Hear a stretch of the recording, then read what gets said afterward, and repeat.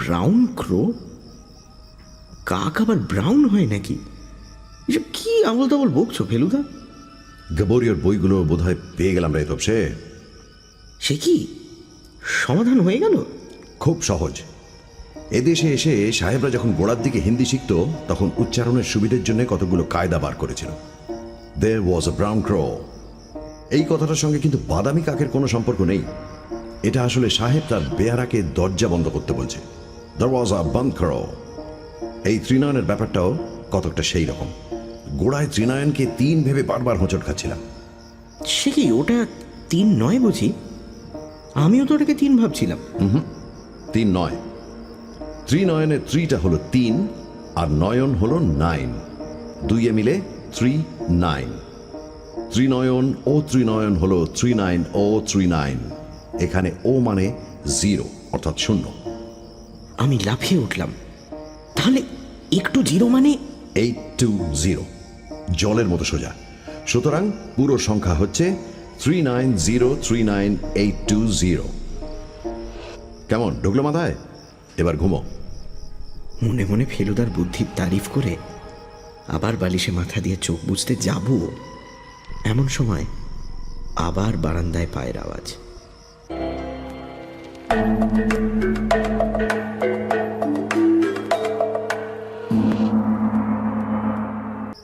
লম্বা বারান্দা পেরিয়ে ডান দিকে ঘুরে সিঁড়ি দিয়ে ওপরে উঠতেই একটা আশ্চর্য নতুন জিনিস দেখলাম। ফেলুদা বলল, একে বলে চাপা দরজা। ডাকাতদের আটকাবার জন্য এরকম দরজা তৈরি হতো। এ দরজা বন্ধ করলে আর খাড়া দাঁড়িয়ে থাকে না, ভাঁজ হয়ে মাথার উপরে সিলিংয়ের মতো তেরচাভাবে শুয়ে পড়ে। দরজার গায়ে যে ফুটোগুলো দেখছিস সেগুলো দিয়ে বল্লম ঢুকিয়ে ডাকাতদের খুঁচিয়ে তাড়ানো হতো। দরজা পেরিয়ে একটা লম্বা বারান্দা, তার শেষ মাথায় কুলুঙ্গিতে একটা প্রদীপ জ্বলছে। তারই পাশে একটা দরজা দিয়ে একটা ঘরে গিয়ে ঢুকলাম আমরা 3 জনে। এই ঘরটা বেশ বড়, আরো বড় মনে হতো যদি এত জিনিসপত্র না থাকতো। একটা প্রকাণ্ড খাট ঘরের প্রায় অর্ধেকটা দখল করে আছে। তার মাথার দিকে বাঁ পাশে একটা টেবিল, তার পাশে একটা সিন্দুক। এছাড়া চেয়ার রয়েছে 3টে, একটা এমনি আলমারি, আর মেঝে থেকে ছাদ অবধি বইয়ে ঠাসা একটা বুকশেলফ। আর রয়েছে খাটের ওপর কম্বল মুড়ি দিয়ে শোয়া একজন বৃদ্ধ ভদ্রলোক। টেবিলের উপর রাখা একটা মোমবাতির আলো তার মুখে পড়ছে, আর সেই আলোতে বুঝতে পারছি সাদা দাড়ি গোঁফের ফাঁক দিয়ে ভদ্রলোক আমাদের দিকে চেয়ে হাসছেন। বসুন, বললেন কালীকিঙ্কর মজুমদার। নাকি বসো বলবো? তুমি তো দেখছি বয়সে আমার চেয়ে অর্ধেকেরও বেশি ছোট। তুমি বলি কি বলো? নিশ্চয়ই। ফেলুদা আমার কথা চিঠিতেই লিখে দিয়েছিল, এখন আলাপ করিয়ে দিল।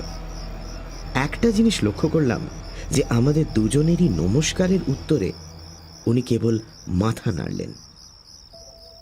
খাটের সামনেই 2টো পাশাপাশি চেয়ারে বসলাম আমরা দুজনে। চিঠিটা পেয়ে কৌতূহল হয়েছিল নিশ্চয়? ভদ্রলোক হালকা হেসে জিজ্ঞেস করলেন। না হলে আর দূর আসি? বেশ বেশ। মজুমদার মশাই সত্যিই খুশি হয়েছেন, এটা বেশ বোঝা যাচ্ছিল। না এলে আমি দুঃখ পেতাম, মনে করতাম তুমি দাম্ভিক, আর তাছাড়া তুমিও একটা পাওনা থেকে বঞ্চিত হতে। অবশ্যই জানি না এই সব বই তোমার আছে কিনা। ভদ্রলোকের দৃষ্টি টেবিলের দিকে ঘুরে গেল। 4টে মোটা মোটা বই রাখা রয়েছে মোমবাতির পাশেই। ফেলুদা উঠে গিয়ে বইগুলো নেড়ে চেড়ে দেখে বলল, সর্বনাশ, এ যে দেখছি খুবই দুষ্প্রাপ্য বই, আর প্রত্যেকটা আমার পেশা সম্পর্কে। আপনি নিজে কি কোনো কালে? না, ভদ্রলোক হেসে বললেন, আমি নিজে কোনোদিনই গোয়েন্দাগিরি করিনি। ওটা বলতে পারো আমার যুবা বয়সের একটা শখ বা হবি। আজ থেকে 52 বছর আগে আমাদের পরিবারে একটা খুন হয়, পুলিশ লাগানো হয়। ম্যালকম বলে এক সাহেব গোয়েন্দা খুনি ধরে দেয়। সেই ম্যালকমের সঙ্গে কথাবার্তা বলে আমার গোয়েন্দাগিরি সম্পর্কে কৌতূহল হয়, তখনই এইসব বই কিনি। সেই সঙ্গে অবশ্যই গোয়েন্দা কাহিনী পড়ারও খুব শখ ছিল। এমএল গ্যাবোরিওর নাম শুনেছ? হ্যাঁ হ্যাঁ, উৎসাহের সঙ্গে বলে উঠল ফেলুদা। ফরাসি লেখক, প্রথম ডিটেকটিভ উপন্যাস লেখেন। মাথা নেড়ে বললেন কালীকিঙ্কর মজুমদার।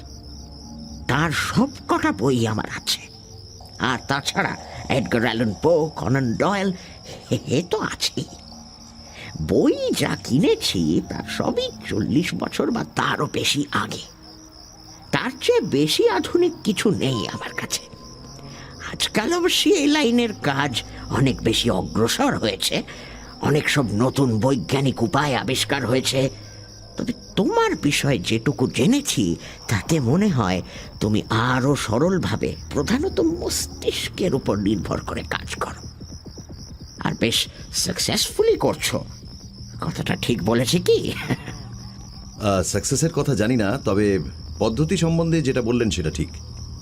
সেটা জেনেই আমি তোমাকে ডেকেছি। ভদ্রলোক একটু থামলেন। ফেলুদা নিজের জায়গায় ফিরে এসেছে। মোমবাতির স্থির শিখাটার দিকে কিছুক্ষণ চেয়ে থেকে কালীকিঙ্কর বাবু বললেন, আমার যে শুধু 70-এর ওপর বয়স হয়েছে তা নয়, আমার শরীরও ভালো নেই। আমি চলে গেলে এইসব বইয়ের কি দশা হবে জানি না। তাই ভাবলাম অন্তত এই কটা যদি তোমার হাতে তুলে দিতে পারি, তাহলে এগুলোর যত্ন হবে, কদর হবে। ফেলুদা অবাক হয়ে তাকের বইগুলোর দিকে দেখছিল। বলল, এ সবই কি আপনার নিজের বই? কালীকিঙ্কর বাবু বললেন, বইয়ের শখ মজুমদার বংশে একমাত্র আমারই। আর নানা বিষয়ে যে উৎসাহ ছিল আমার, সেটা নিশ্চয়ই বুঝতে পারছো। তা তো বটেই। আর্কিওলজির বই রয়েছে, আর্টের বই, বাগান সম্বন্ধে বই, ইতিহাস, জীবনী, ভ্রমণ কাহিনী, এমনকি থিয়েটারের বইও তো দেখছি। তার মধ্যে কিছু বেশ নতুন বলে মনে হচ্ছে। এখনো বই কেনেন নাকি? তা কিনি বই কি। রাজেন বলে আমার একটি ম্যানেজার গোছের লোক আছে, তাকে মাসে 2-3 বার করে কলকাতায় যেতে হয়। তখন লিস্ট করে দিই, ও কলেজ স্ট্রিট থেকে নিয়ে আসে। ফেলুদা টেবিলের ওপর রাখা বইগুলোর দিকে দেখে বলল, আপনাকে যে কি বলে ধন্যবাদ দেবো বুঝতে পারছি না। কালীকিঙ্কর বাবু বললেন, বইগুলো নিজের হাতে করে তোমার হাতে তুলে দিতে পারলে আরো বেশি খুশি হতাম, কিন্তু আমার দুটো হাতই অকেজো হয়ে গেছে। আমরা দুজনেই একটু অবাক হয়ে ভদ্রলোকের দিকে চাইলাম। উনি হাত দুটো কম্বলের তলায় ঢুকিয়ে রেখেছেন ঠিকই, কিন্তু সেটার যে কোনো বিশেষ কারণ আছে সেটা বুঝতে পারিনি। আর্থরাইটিস জানো তো, যাকে সোজা বাংলায় বলে গেঁটে বাত। হাতের আঙুলগুলো আর ব্যবহার করতে পারি না। এখন অবশ্যই আমার ছেলে কিছুদিন হলো এখানে এসে রয়েছে, নইলে আমার চাকর গোকুলি আমাকে খাইয়ে টাইয়ে দেয়। আপনার চিঠিটা কি আপনার ছেলে লিখেছিলেন? না, ওটা লিখেছিল রাজেন। বৈষয়িক ব্যাপারগুলো ওই দেখে। ডাক্তার ডাকার দরকার হলে গাড়ি করে গিয়ে নিয়ে আসে বহরমপুর থেকে। পলাশিতে ভালো ডাক্তার নেই। লক্ষ্য করছিলাম ফেলুদার দৃষ্টি মাঝে মাঝে চলে যাচ্ছে ঘরের কোণে রাখা সিন্দুকটার দিকে। ও বলল, আপনার সিন্দুকটার একটু বিশেষত্ব আছে বলে মনে হচ্ছে। তালাচাবির ব্যবস্থা নেই দেখছি, কম্বিনেশনে খোলে বুঝি? কালীকিঙ্কর বাবু হেসে বললেন, ঠিকই ধরেছ। একটা বিশেষ সংখ্যা আছে, সেই অনুযায়ী নবটা ঘোরালে তবে খোলে। এসব অঞ্চলে এককালে ডাকাতের খুব উপদ্রব ছিল জানো তো। আমার পূর্বপুরুষই তো ডাকাতি করে জমিদার হয়েছে, তারপর আবার আমরাই ডাকাতের হাতে লাঞ্ছনা ভোগ করেছি। তাই মনে হয়েছিল তালার বদলে কম্বিনেশন করলে হয়তো আরেকটু নিরাপদ হবে। কথাটা শেষ করে ভদ্রলোক ভুরু কুঁচকে কি যেন ভাবলেন। তারপর তার চাকরের নাম ধরে একটা হাঁক দিলেন। গোকুল! প্রায় সঙ্গে সঙ্গে বুড়ো গোকুল এসে হাজির হলো। কালীকিঙ্কর বাবু বললেন, একবার খাঁচাটা আনো তো গোকুল, এদের দেখাবো। গোকুল কয়েক সেকেন্ডের মধ্যেই একটা খাঁচায় একটা টিয়া নিয়ে এসে হাজির। মোমবাতির আলোয় টিয়ার চোখ দুটো জলজল করছে। কালীকিঙ্কর বাবু পাখিটার দিকে চেয়ে বললেন, বলো তো মা, ত্রিনয়ন ত্রিনয়ন, বলো তো। কিছুক্ষণ সব চুপচাপ। তারপর আশ্চর্য পরিষ্কার গলায় পাখি বলে উঠল, ত্রিনয়ন, ও ত্রিনয়ন। আমি তো পাখিকে এত পরিষ্কার কথা বলতে কখনো শুনিনি। কিন্তু ওখানেই শেষ নয়, সঙ্গে আরো দুটো কথা জুড়ে দিল টিয়া। একটু জিরো, একটু জিরো। তারপর আবার পুরো কথাটা পরিষ্কার করে বলে উঠল টিয়া। ত্রিনয়ন, ও ত্রিনয়ন, একটু জিরো। ফেলুদার ভুরু কুঁচকে গেছে। বলল, ত্রিনয়নকে? কালীকিঙ্কর বাবু হো হো করে হেসে উঠে বললেন,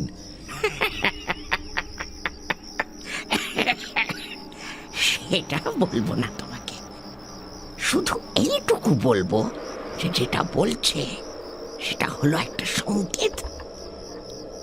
12 ঘন্টা সময় আছে তোমার। দেখো তো তুমি সংকেতটা বার করতে পারো কিনা। আমার সিন্ধুকের সঙ্গে সংকেতটার যোগ আছে, বলে দিলাম। ফেলুদা বলল, টিয়াকে ওটা শেখানোর পেছনে কোনো উদ্দেশ্য আছে কিনা সেটা জানতে পারি কি? নিশ্চয়ই পারো, বললেন কালীকিঙ্কর মজুমদার। বয়সের সঙ্গে অধিকাংশ মানুষের স্মরণ শক্তি কমে আসে, সেটা জানো তো। বছর 3 আগে একদিন সকালে হঠাৎ দেখি সিন্ধুকের সংকেতটা মনে আসছে না। বিশ্বাস করবে, সারা দিন চেষ্টা করেও নম্বরটা মনে করতে পারিনি। শেষটায় মনে পড়ল মাঝরাত্রিরে। নম্বরটা লিখেও রাখিনি কোথাও, কারণ কখন যে কার কি অভিসন্ধি হয় সেটা তো বলা যায় না। তাই মনে হয়েছিল ওটা মাথায় রাখাই ভালো। এক আমার ছেলে জানতো, কিন্তু সে থাকে বাইরে বাইরে। তাই পরদিনই একটা টিয়া সংগ্রহ করে নম্বরটা একটা সাংকেতিক চেহারা দিয়ে পাখিটাকে পড়িয়ে দিই। এখনো মাঝে মাঝেই সংকেতটা বলে ওঠে। অন্য পাখিরা যেমন বলে রাধা কিষাণ বা ঠাকুর বাদ দাও। ফেলুদা সিন্দুকটার দিকে দেখছিল। হঠাৎ ভ্রুকুটি করে চেয়ার থেকে উঠে এগিয়ে গেল সেটার দিকে। তারপর ফিরে এসে টেবিলের ওপর থেকে মোমবাতিটা তুলে নিয়ে আবার ফিরে গেল সিন্দুকটার দিকে। কি দেখছো ভাই? বললেন কালীকিঙ্কর বাবু। তোমার ডিটেকটিভের চোখে কিছু ধরা পড়লো নাকি? ফেলুদা সিন্দুকের সামনেটা পরীক্ষা করে বলল, আপনার সিন্ধুকের দরজার ওপর কিঞ্চিত বলপ্রয়োগ করা হয়েছে বলে মনে হয়। বোধহয় কেউ দরজাটা খুলতে চেষ্টা করেছিল। কালীকিঙ্কর বাবু গম্ভীর হয়ে গেলেন। তুমি এ বিষয়ে নিশ্চিত?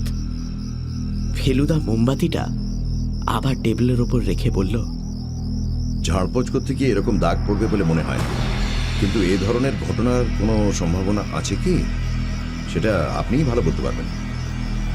কালীকিঙ্কর বাবু একটু ভেবে বললেন, বাড়িতে লোক বলতে তো আমি, গোকুল, রাজেন, আমার ড্রাইভার মণিলাল, ঠাকুর আর মালি। আমার ছেলে বিশ্বনাথ দিন 5 হলো এসেছে। ও থাকে কলকাতায়, ব্যবসা করে। আমার সঙ্গে যোগাযোগ বিশেষ নেই। এবারে এসেছে ওই যা বললাম আমার অসুখের খবর পেয়ে। গত সোমবার সকালে আমার বাগানের বেঞ্চিটায় বসেছিলাম। ওঠার সঙ্গে সঙ্গে চোখে অন্ধকার দেখে আবার বেঞ্চিতেই পড়ে যাই। রাজেন পলাশী থেকে বিশ্বনাথকে ফোন করে দেয়। ও পরদিনই ডাক্তার নিয়ে চলে আসে। মনে হচ্ছে একটা ছোটখাটো হার্ট অ্যাটাক হয়ে গেল। যাই হোক, আমার এমনিতেও আর বেশি দিন নেই, সেটা আমি জানি। এই শেষ কটা দিন কি সংশয়ের মধ্যে কাটাতে হবে? আমার ঘরে ঢুকে ডাকাত আমার সিন্দুক ভাঙবে। ফেলুদা কালীকিঙ্কর বাবুকে আশ্বাস দিল। আমার সন্দেহ নির্ভুল নাও হতে পারে। হয়তো সিন্দুকটা যখন প্রথম বসানো হয়েছিল তখনই ঘষাটা লেগেছিল। দাগগুলো টাটকা না পুরনো সেটা এই মোমবাতির আলোতে বোঝা যাচ্ছে না। কাল সকালে আরেকবার দেখব। আপনার চাকরটি বিশ্বাসী তো? গোকুল আছে প্রায় 30 বছর। আর রাজেনবাবু? রাজেনও পুরনো লোক, মনে তো হয় বিশ্বাসী, তবে ব্যাপারটা কি জানো, আজ যে বিশ্বাসী কাল সে যে বিশ্বাসঘাতকতা করবে না এমন তো কোনো গ্যারান্টি নেই। ফেলুদা মাথা নেড়ে কথাটায় সায় দিয়ে বলল, যাই হোক, গোকুলকে বলবেন একটু দৃষ্টি রাখতে। আমার মনে হয় না চিন্তার কোনো কারণ আছে।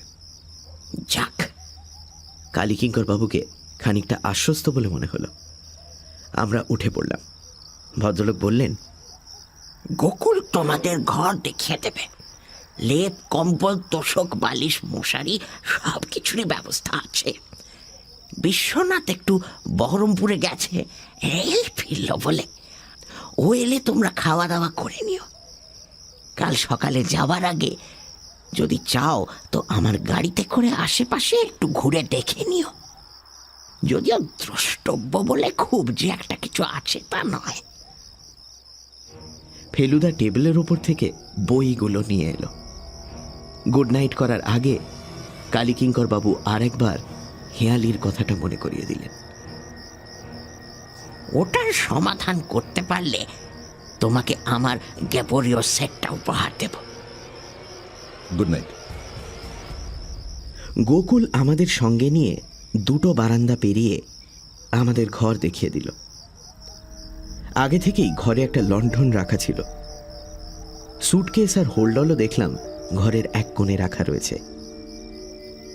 কালীকিঙ্কর বাবুর ঘরের চেয়ে এই ঘরটা ছোট হলেও জিনিসপত্র কম থাকাতে হাঁটা চলার জায়গা এটাতে একটু বেশি। ফর্সা চাদর পাতা খাটের ওপর বসে ফেলুদা বলল, সংকেতটা মনে পড়ছে তপসে? এই রে, ত্রিনয়ন নামটা মনে আছে, কিন্তু সমস্ত সংকেতটা জিজ্ঞেস করে ফেলুদা পেঁচে ফেলে দিয়েছে। পারলি না তো? ঝোলা থেকে আমার খাতাটা বার করে সংকেতটা লিখে ফেল। গ্যাবোরিয়ার বইগুলোর উপর বেজায় লোভ হচ্ছে। খাতা পেন্সিল নিয়ে বসার পর ফেলুদা বলল, আর আমি গোটা গোটা অক্ষরে লিখে ফেললাম, ত্রিনয়ন ও ত্রিনয়ন একটু জিরো। লিখে নিজেরই মনে হলো, এ আবার কিরকমের সংকেত? এর তো মাথা মুন্ডু কিছুই বোঝা যায় না। ফেলুদা এর সমাধান করবে কি করে? ফেলুদা এদিকে বিছানা ছেড়ে উঠে গিয়ে জানলা খুলে বাইরে দেখছে। জ্যোৎস্না রাত, বোধহয় পূর্ণিমা। আমি ফেলুদার পাশে গিয়ে দাঁড়ালাম। এটা বাড়ির পেছন দিক। ফেলুদা বলল, একটা পুকুর টুকুর গোছের কিছু আছে বলে মনে হচ্ছে ডান দিকটায়। ঘন গাছপালার ফাঁক দিয়ে দূরে জল চিকমিক করছে, সেটা আমিও দেখেছি। এক টানা ঝিঁঝি ডেকে চলেছে। তার সঙ্গে এই মাত্র যোগ হলো শেয়ালের ডাক। আমার মনে হলো এত নির্জন জায়গায় এর আগে কখনো আসিনি। জানলা দিয়ে ঠান্ডা হাওয়া আসছিল। ফেলুদা পাল্লা দুটো বন্ধ করতেই একটা মোটরের আওয়াজ পেলাম। এটা অন্য গাড়ি, সেই বিশাল প্রাচীন আমেরিকান গাড়ি নয়। বিশ্বনাথ মজুমদার এলেন বলে মনে হচ্ছে, ফেলুদা মন্তব্য করল। তার মানে এবার খেতে ডাকবে। সত্যি বলতে কি, বেশ খিদে পেয়ে গিয়েছিল। একটাই ট্রেন ধরবো বলে সকালে খেয়ে বেরিয়েছি। পথে রানাঘাট স্টেশনে অবশ্যই মিষ্টি আর চা খেয়ে নিয়েছিলাম। হয়তো এমনিতে খিদে পেত না, কারণ ঘড়িতে বলছে সবেমাত্র 8টা বেজেছে। কিন্তু এখানে তো আর কিছু করার নেই। এমনকি লণ্ঠনের আলোতে বইও পড়া যাবে না। তাই মনে হচ্ছিল খেয়ে দিয়ে কম্বলের তলায় ঢুকতে পারলে মন্দ হয় না।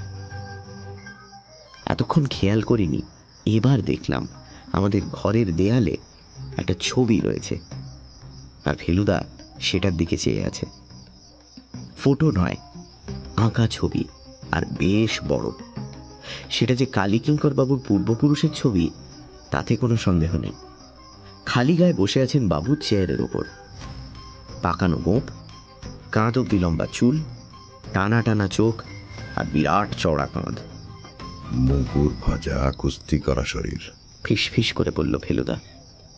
মনে হচ্ছে ইনি সেই প্রথম ডাকাত জমিদার। বাইরে পায়ের শব্দ। আমরা দুজনেই দরজার দিকে চাইলাম।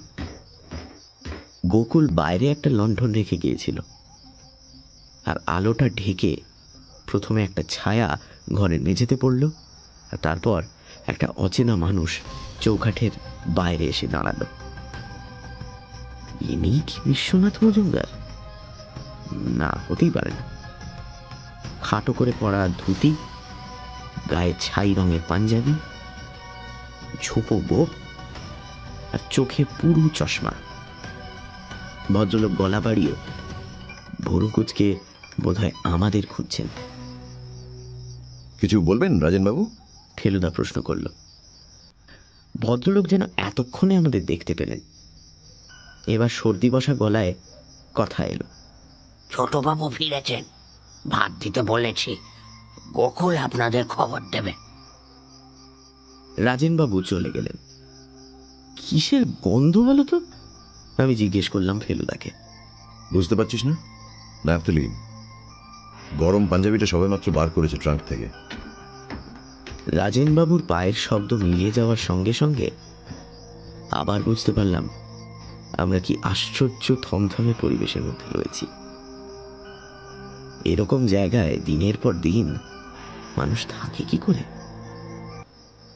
ফেলুদা পাশে থাকলে সাহসের অভাব হবে না জানি, কিন্তু না থাকলে এই আধ বিকালের পুরো জমিদার বাড়িতে 5 মিনিটও থাকার সাধ্য হতো না আমার। কালীকিঙ্কর বাবু আবার নিজেই বললেন এ বাড়িতে নাকি এককালে খুন হয়েছিল। কোন ঘরে কে জানে? ফেলুদা এর মধ্যে লণ্ঠন সমেত টেবিলটাকে কাছে টেনে এনে খাটে বসে খাতা খুলে সংকেত নিয়ে ভাবা শুরু করে দিয়েছে। দু একবার যেন ত্রিনয়ন বলে বিড় বিড় করতেও শুনলাম।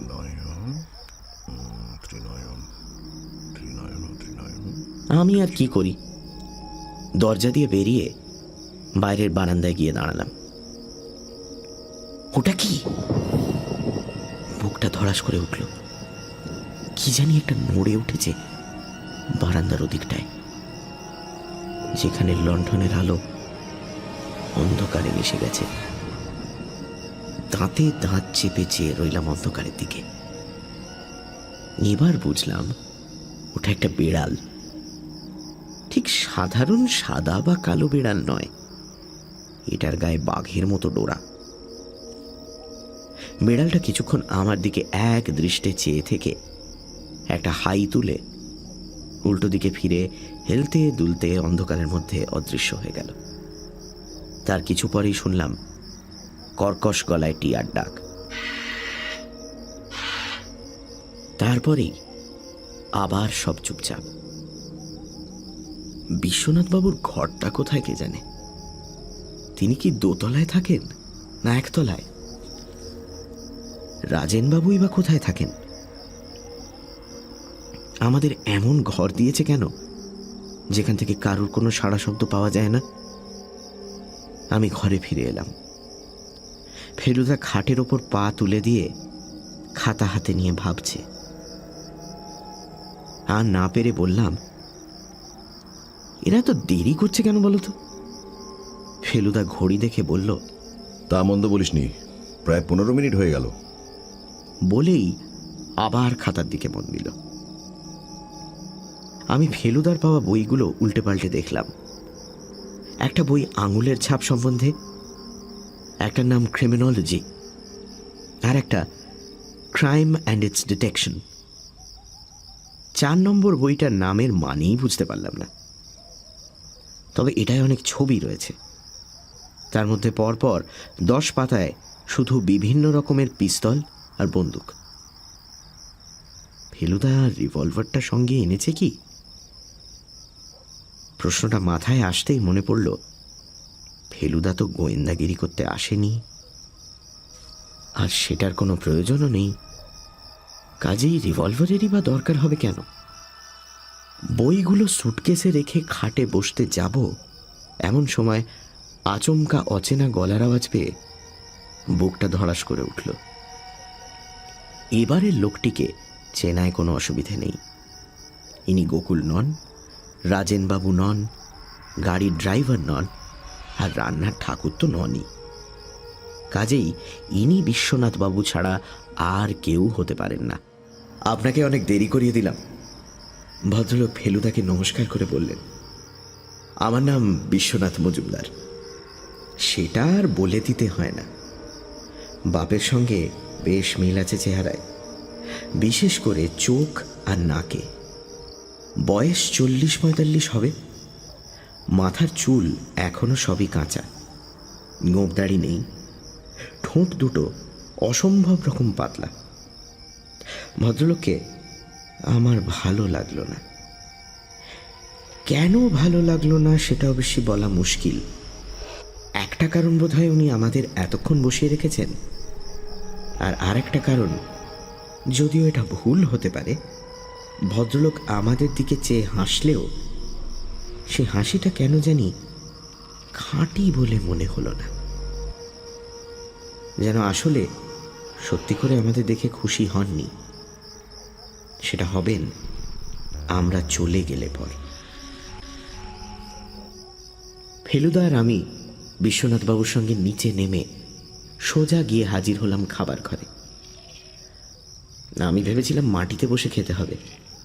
এখন দেখছি বেশ বড় একটা ডাইনিং টেবিল রয়েছে, আর তার উপরে রূপোর থালা, বাটি, গেলাস সাজানো রয়েছে। যে যার জায়গায় বসার পর বিশ্বনাথবাবু বললেন, আমার আবার কি শীত কি গ্রীষ্ম দুবেলা চান করার অভ্যেস, তাই একটু দেরি হয়ে গেল। ভদ্রলোকের গা থেকে দামি সাবানের গন্ধ পেয়েছি আগেই। এখন মনে হচ্ছে বোধহয় সেন্টও মেখে এসেছেন। বেশ শৌখিন লোক, সন্দেহ নেই। সাদা সিল্কের শার্টের ওপর গাঢ় সবুজ রঙের হাত কাটা কার্ডিগান, আর তার সঙ্গে ছাই রঙের টেরিলিনের প্যান্ট। বাটি চাপা ভাত ভেঙে মোচার ঘণ্ট দিয়ে খাওয়া শুরু করে দিলাম। থালার চারপাশে গোল করে সাজানো বাটিতে রয়েছে আরও 3 রকমের তরকারি, সোনামুগের ডাল আর রুই মাছের ঝোল। বাবার সঙ্গে কথা হয়েছে? জিজ্ঞেস করলেন বিশ্বনাথবাবু। হ্যাঁ, বলল ফেলুদা। উনি আমাকে ভীষণ লজ্জায় ফেলে দিয়েছেন। বই উপহার দিয়ে? হ্যাঁ, আজকের বাজারে ওই বই যদি পাওয়াও যেত তাহলেও দাম পড়তো কমপক্ষে 500-700 টাকা। বিশ্বনাথবাবু হেসে বললেন, আপনাকে ডেকে পাঠিয়েছেন জেনে আমি বাবাকে একটু ধমকি দিয়েছিলাম। শহুরে লোকদের এই বজপাড়াগায় ডেকে এনে কষ্ট দেওয়ার কোনো মানে হয় না। ফেলুদা কথাটার প্রতিবাদ করল। কি বলছেন মিস্টার মজুমদার? আমার তো এখানে এসে দারুণ লাভ হয়েছে, কষ্টের কোনো কথাই ওঠে না। বিশ্বনাথবাবু ফেলুদার কথায় তেমন আমল না দিয়ে বললেন, আমার তো এই 4 দিনে প্রাণ হাঁপিয়ে উঠেছে। বাবা যে কি করে একটানা এতদিন রয়েছেন জানি না। বাইরে একেবারেই যান না? শুধু তাই না, বেশিরভাগ সময় ওর অন্ধকার ঘরে খাটের উপর শুয়ে থাকেন। দিনে কেবল 2 বার কিছুক্ষণের জন্য বাগানে গিয়ে বসেন। এখনও বেশি শরীরের জন্য সেটাও বন্ধ। আপনি আর কদিন আছেন? আমি আমি কালই যাব। বাবার এখন ইমিডিয়েট কোনো ডেঞ্জার নেই। আপনারা তো বোধ হয় 8:30 ট্রেনে ফিরছেন। আগে হ্যাঁ। তাহলে আপনারাও যাবেন আর আমিও বেরোবো। ফেলুদা ভাতে ডাল ঢেলে বলল, আপনার বাবার তো নানান রকম শখ দেখলাম। আপনি নিজে কি একেবারে 100% ব্যবসাদার? হ্যাঁ মশাই, কাজকর্ম করে আর অন্য কিছু করার প্রবৃত্তি থাকে না। বিশ্বনাথবাবুর কাছ থেকে বিদায় নিয়ে আমরা যখন ঘরে ফিরে এলাম তখন বেজেছে প্রায় 9:30। এখানে ঘড়ির টাইমের আর কোনো মানে নেই আমার কাছে, কারণ 7টা থেকেই মনে হচ্ছে মাঝরাত্রির। ফেলুদাকে বললাম, বালিশগুলো উল্টো দিকে করে শুলে তোমার কোনো আপত্তি আছে? কেন বলতো? তাহলে আর চোখ খুললেই ডাকাত বাবুটিকে দেখতে হবে না। ফেলুদা হেসে বলল, ঠিক আছে, আমার কোনো আপত্তি নেই। ভদ্রলোকের চাহনিটা যে আমারও খুব ভালো লাগছিল তা বলতে পারি না। শোবার আগে ফেলুদা লণ্ঠনের আলোটা কমিয়ে দিল, আর তার ফলে ঘরটাও যেন আরো ছোট হয়ে গেল। চোখ যখন প্রায় বুজে এসেছে, তখন হঠাৎ ফেলুদার মুখে ইংরেজি কথা শুনে অবাক হয়ে এক ধাক্কায় ঘুমটা ছুটে গেল। স্পষ্ট শুনলাম ফেলুদা বলল, There was a brown crow. আমি কুনুইয়ে ভর করে উঠে বসলাম। ব্রাউন ক্রো? কাক আবার ব্রাউন হয় নাকি? এসব কি আবল তাবল বকছো ফেলুদা? গবোরিওর বইগুলো বোধহয় পেয়ে গেলাম রে তপসে। সে কি সমাধান হয়ে গেল? খুব সহজ। এদেশে এসে সাহেবরা যখন গোড়ার দিকে হিন্দি শিখত, তখন উচ্চারণের সুবিধের জন্য কতগুলো কায়দা বার করেছিল। There was a brown crow. এই কথাটার সঙ্গে কিন্তু বাদামি কাকের কোনো সম্পর্ক নেই। এটা আসলে সাহেব তার বেয়ারাকে দরজা বন্ধ করতে বলছে। There was a band crow. এই ত্রিনয়নের ব্যাপারটাও কতকটা সেই রকম। গোড়ায় ত্রিনয়নকে 3 ভেবে বারবার হোঁচট খাচ্ছিলাম। সে কি ওটা 3 নয় বুঝি? আমিও তো ওটাকে 3 ভাবছিলাম। 3 নয়। ত্রিনয়নের 3টা হলো 3 আর নয়ন হলো 9। 2 মিলে 3-9। ত্রিনয়ন ও ত্রিনয়ন হলো 3-9 ও 3-9। এখানে ও মানে 0 অর্থাৎ 0। আমি লাফিয়ে উঠলাম, তাহলে একটু 0 মানে 820, জলের মতো সোজা। সুতরাং পুরো সংখ্যা হচ্ছে 390398220। কেমন ঢুকলো মাথায়? এবার ঘুমো। মনে মনে ফেলুদার বুদ্ধির তারিফ করে আবার বালিশে মাথা দিয়ে চোখ বুজতে যাব, এমন সময় আবার বারান্দায় পায়ের আওয়াজ। রাজেন বাবু। এত রাত্রে ভদ্রলোকের কি দরকার? আবার ফেলুদাকে জিজ্ঞেস করতে হলো, কিছু বলবেন রাজেনবাবু? ছোটবাবু জিজ্ঞেস করলেন আপনাদের আর কিছু দরকার লাগবে কিনা। না না, কিচ্ছু না, সব ঠিক আছে। ভদ্রলোক যেভাবে এসেছিলেন সেইভাবেই আবার চলে গেলেন। চোখ বন্ধ করার আগে বুঝতে পারলাম জানলার খড়খড়ি দিয়ে আসা চাঁদের আলোটা হঠাৎ ফিকে হয়ে গেল, আর সেই সঙ্গে শোনা গেল দূর থেকে ভেসে আসা মেঘের গর্জন। তারপর বিড়ালটা কোত্থেকে জানি দুবার ম্যাও ম্যাও করে উঠল। তারপর আর কিছু মনে নেই। সকালে উঠে দেখি ফেলুদা ঘরের জানলাগুলো খুলছে। বলল, রাত্রিরে বৃষ্টি হয়েছিল, টের পাসনি? রাত্রে যাই হোক, এখন যে মেঘ কেটে গিয়ে ঝলমলে রোদ বেরিয়েছে, সেটা খাটে শোয়া অবস্থাতেও বাইরে গাছের পাতা দেখে বুঝতে পারছি। আমরা ওঠার আধ ঘন্টার মধ্যে চা এনে দিল বুড়ো বকুল। দিনের আলোতে ভালো করে ওর মুখ দেখে মনে হলো বকুল যে শুধু বুড়ো হয়েছে তা নয়, তার মতো এমন ভেঙে পড়া দুঃখী ভাব আমি খুব কম মানুষের মধ্যেই দেখেছি। কালী কিঙ্করবাবু উঠেছেন? ফেলুদা জিজ্ঞেস করল। গোকুল কানে কম শোনে কিনা জানি না, সে প্রশ্নটা শুনে কেমন যেন ফ্যাল ফ্যাল মুখ করে ফেলুদার দিকে দেখল। তারপর দ্বিতীয়বার জিজ্ঞেস করাতে মাথা নেড়ে হ্যাঁ বলে ঘর থেকে বেরিয়ে গেল। 7:30 নাগাদ আমরা কালীকিঙ্করবাবুর ঘরে গিয়ে হাজির হলাম। ভদ্রলোক ঠিক কালকেরই মতো বিছানায় শুয়ে আছেন কম্বলের তলায়। তার পাশে জানলাটা দিয়ে রোদ আসে বলেই বোধহয় উনি সেটাকে বন্ধ করে রেখেছেন। ঘরটা তাই সকালবেলাতেও বেশ অন্ধকার। যেটুকু আলো আছে সেটা আসছে বারান্দার দরজাটা দিয়ে। আজ প্রথম লক্ষ্য করলাম ঘরের দেওয়ালে কালীকিঙ্করবাবুর একটা বাঁধানো ফটোগ্রাফ রয়েছে। ছবিটা বেশ কিছুদিন আগে তোলা, কারণ তখনও ভদ্রলোকের গোঁপদাড়ি পাকতে শুরু করেনি। ভদ্রলোক বললেন, গবোরিওর বইগুলো আগে থেকেই বার করে রেখেছি, কারণ আমি জানি তুমি সফল হবে। ফেলুদা বলল, হয়েছে কিনা সেটা আপনি বলবেন। 390398220, ঠিক আছে? সাবাস গোয়েন্দা। হেসে উঠলেন কালীকিঙ্কর মজুমদার। না, বইগুলো নিয়ে তোমার থলির মধ্যে পুরে ফেলো। আর দিনের আলোতে একবার সিন্ধুকের গায়ে দাগগুলো দেখো দেখি। আমার তো মনে হচ্ছে না ওটা নিয়ে চিন্তা করার কোনো কারণ আছে।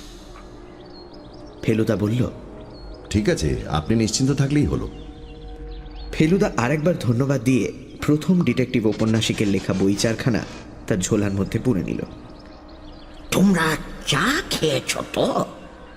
কালীকিঙ্কর বাবু জিজ্ঞেস করলেন। আগে হ্যাঁ। ড্রাইভারকে বলা আছে গাড়ি বার করেই রেখেছে, তোমাদের স্টেশনে পৌঁছে দেবে। বিশ্বনাথ খুব ভোরে বেরিয়ে গেছে, বলল 10টার মধ্যে কলকাতায় পৌঁছতে পারলে সুবিধে হয়।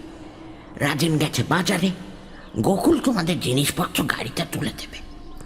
তোমরা কি স্টেশনে যাওয়ার আগে একটু আশেপাশে ঘুরে দেখতে চাও? ফেলুদা বলল, আমি ভাবছিলাম 10:30টার ট্রেনটার জন্য অপেক্ষা না করে এখনই বেরিয়ে পড়লে হয়তো 372 ডাউনটা ধরতে পারবো। তা বেশ তো, তোমাদের মতো শহরের লোকেদের পল্লীগ্রামে বন্দি করে রাখতে চাই না। তবে তুমি আসাতে আমি যে খুবই খুশি হয়েছি, সেটা আমার একেবারে অন্তরের কথা। কাল রাত্রিরের বৃষ্টিতে ভেজা রাস্তা দিয়ে গাড়িতে করে পলাশী স্টেশনের দিকে যেতে যেতে আমি সকালবেলা রোদে ভেজা ধান খেতের দৃশ্য দেখছি। এমন সময় শুনলাম ফেলুদা ড্রাইভারকে একটা প্রশ্ন করল। স্টেশনে যাবার কি এছাড়া আর কোনো রাস্তা আছে? আগে না বাবু, বলল মণিলাল ড্রাইভার।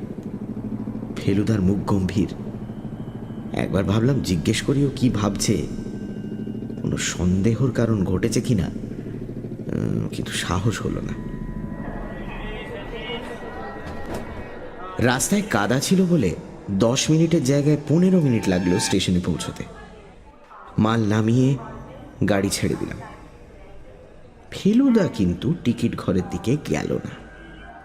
মালগুলো স্টেশন মাস্টারের জিম্মায় রেখে আবার বাইরের রাস্তায় বেরিয়ে এলো। রাস্তায় সাইকেল রিক্সার লাইন। সবচেয়ে সামনের রিক্সার মালিকের কাছে গিয়ে ফেলুদা জিজ্ঞেস করল, এখানকার থানাটা কোথায় জানেন? জানি বাবু। চলুন তো, তাড়া আছে।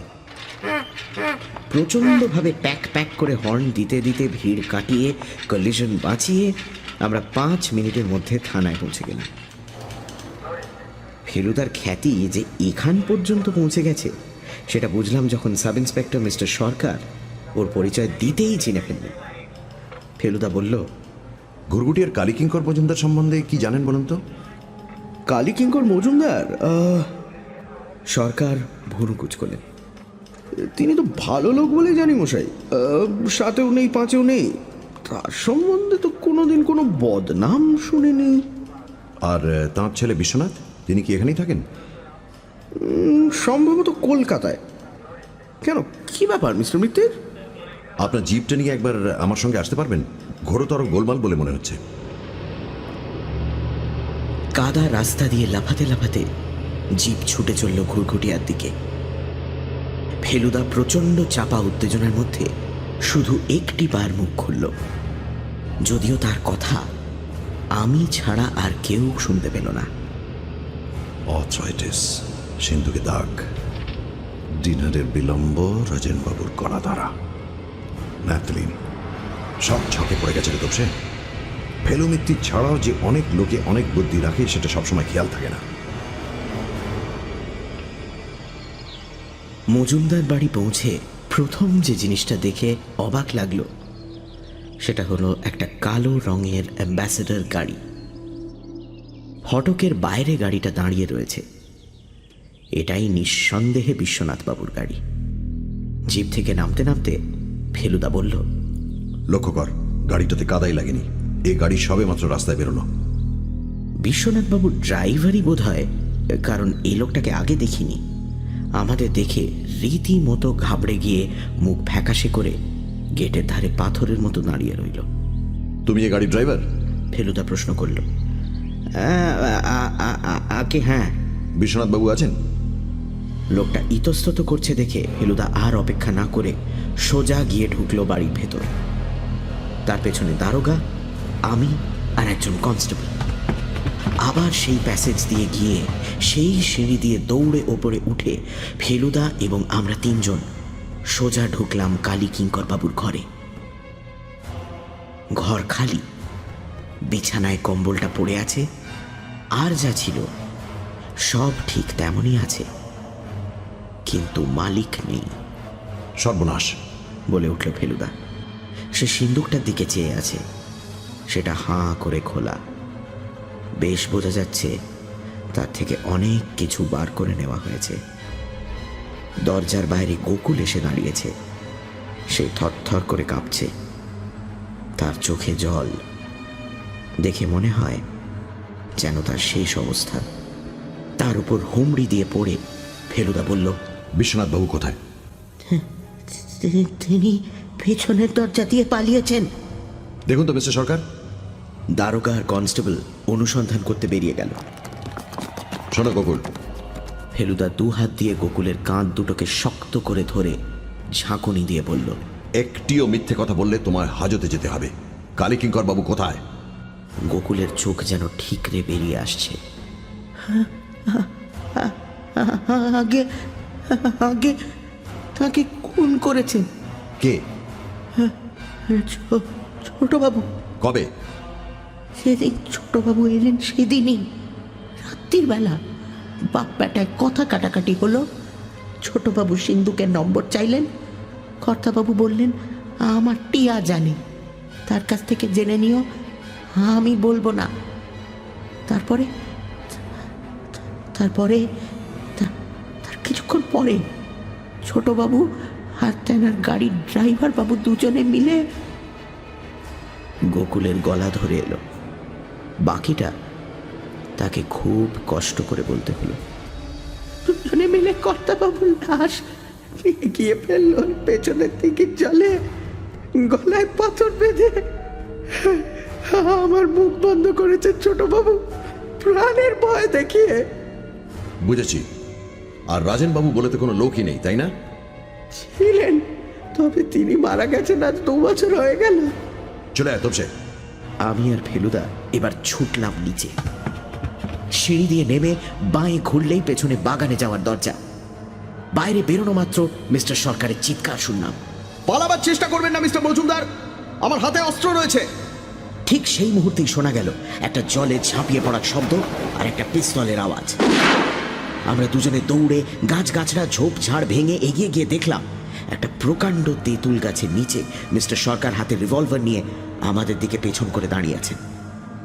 তেঁতুল গাছের পরেই কালকের দেখা পুকুরটা, আর জলের বেশিরভাগই সবুজ পানায় ঢাকা। লোকটা আগেই লাফ দিয়েছে, বললেন মিস্টার সরকার। সাঁতার জানে না। গিরিশ, দেখো তো দেখি টেনে তুলতে পারো কিনা। কনস্টেবল বিশ্বনাথ বাবুকে শেষ পর্যন্ত টেনে তুলেছিল। এখন ছোটবাবুর দশা ওই টিয়া পাখির মতোই, খাঁচায় বন্দি। সিন্দুক থেকে টাকা কড়ি গয়নাগাটি যা নিয়েছিলেন সবই উদ্ধার হয়েছে। লোকটা ব্যবসা করতো ঠিকই, কিন্তু তার সঙ্গে জুয়া ইত্যাদির অনেক বদভ্যাস ছিল, যার ফলে ইদানিং ধার দেনায় তার অবস্থা শোচনীয় হয়ে উঠেছিল। ফেলুদা বলল, কালী কিঙ্কর বাবুর সঙ্গে দেখা করার প্রায় 20 মিনিট পর রাজেন বাবু হাজির হন, আর রাজেন বাবু চলে যাবার প্রায় আধ ঘন্টা পর বিশ্বনাথ বাবুর সাক্ষাৎ পাই। তিনজনকে একসঙ্গে একবারও দেখা যায়নি। এটা ভাবতে ভাবতেই প্রথমে সন্দেহটা জাগে, 3টে লোকই আছে তো, নাকি একজনই পালা করে 3জনের ভূমিকা পালন করছে। তখন অ্যাক্টিংয়ের বইগুলোর কথা মনে হলো, তাহলে কি বিশ্বনাথ বাবুরই এককালে শখ ছিল থিয়েটারের? তিনি যদি ছদ্মবেশে ওস্তাদ হয়ে থাকেন, অভিনয় জেনে থাকেন, তাহলে এইভাবে এই অন্ধকার বাড়িতে আমাদের বোকা বানানো তার পক্ষে কঠিন নয়। হাতটা তাকে কম্বলের নিচে লুকিয়ে রাখতে হয়েছিল, কারণ নিজের হাতকে মেকআপ করে কি করে 73 বছরের বুড়োর হাত করতে হয় সেই বিদ্যে তার জানা ছিল না। সন্দেহ একেবারে পাকা হলো যখন সকালে দেখলাম কাদার উপরে বিশ্বনাথ বাবুর গাড়ির টায়ারের ছাপ পড়েনি। আমি কথার ফাঁকে প্রশ্ন করলাম, তোমাকে এখানে আসতে লিখেছিল কে? ফেলুদা বলল, সেটা কালীকিঙ্কর বাবুই লিখেছিলেন, তাতে কোনো সন্দেহ নেই। বিশ্বনাথ বাবু সেটা জেনেছিলেন। তিনি আসতে বাধা দেননি, কারণ আমার বুদ্ধির সাহায্যে তাঁর সংকেতটি জানার প্রয়োজন হয়েছিল। শেষ পর্যন্ত আমাদের 10টা ট্রেনই ধরতে হলো। রওনা হওয়ার আগে ফেলুদা তার সুটকেস আর ঝোলা থেকে 8খানা বই বার করে আমার হাতে দিয়ে বলল, খুনির হাত থেকে উপহার নেবার বাসনা নেই আমার। তবে বুকশেল্ফের ফাঁকগুলো ভরিয়ে দিয়ে তো। আমি যখন বই রেখে কালীকিঙ্কর বাবুর ঘর থেকে বেরোচ্ছি, তখনও টিয়া বলছে, ত্রিনয়ন, ও ত্রিনয়ন, একটু জিরো। ত্রিনয়ন, ও ত্রিনয়ন, একটু জিরো। ত্রিনয়ন,